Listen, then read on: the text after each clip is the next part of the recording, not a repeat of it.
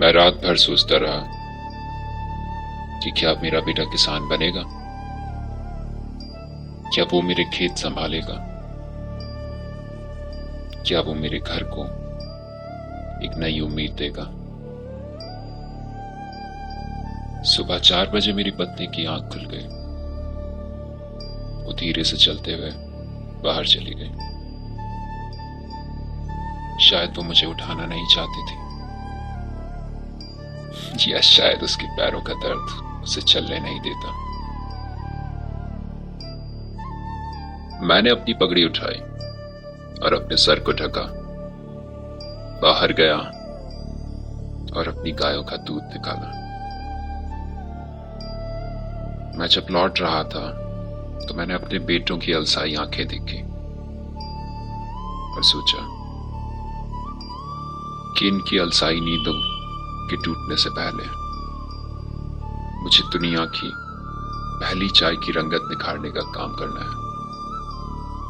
नहा धो के मैं मंदिर गया और इस भगवान से पूछा कि मुझे किस दौराहे पे लाके खड़ा कर दिया है।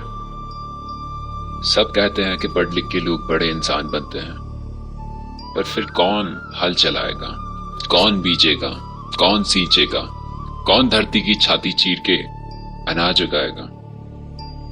रात की सूखी रोटी खाकर मैं खेत चला गया।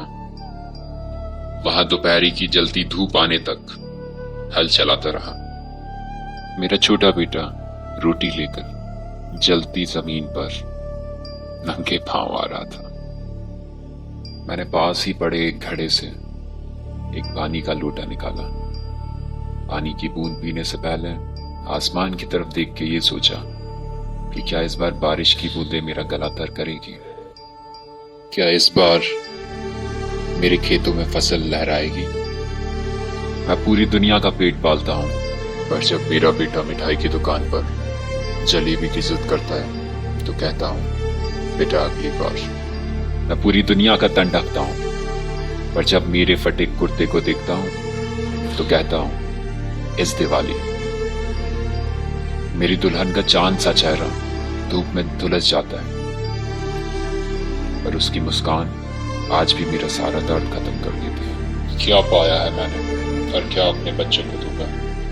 कभी लाला का ब्याज मुझे खा गया, कभी सरकार मुझे खा गई, कभी बारिश की बौछार मुझे खा गई, कभी सूखे की मार मुझे खा गई।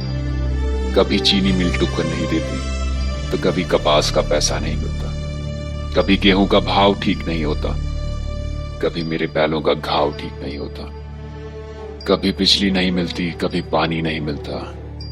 क्या मैं यही धरोहर अपने बेटे को देना चाहता हूं? क्या उसकी विरासत में यही दर्द चाहता हूं?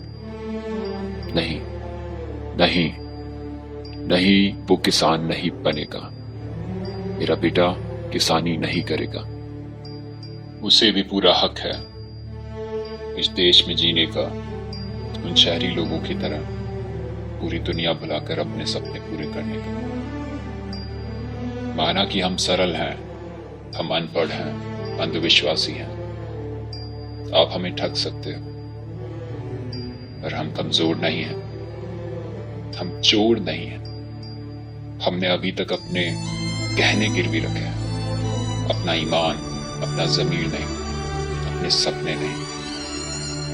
ये सब त्यागने से पहले मैं अपने प्राण त्याग दूं।